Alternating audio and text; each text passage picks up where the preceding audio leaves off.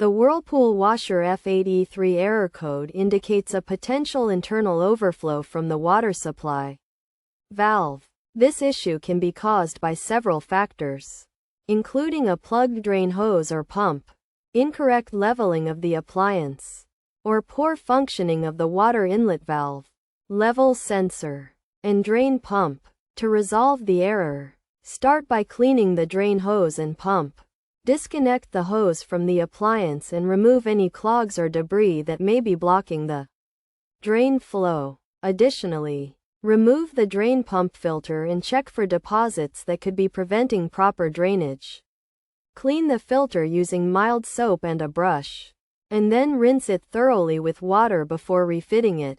Another solution is to ensure the appliance is properly leveled by adjusting the leveling leg height and using a spirit level to achieve the correct position.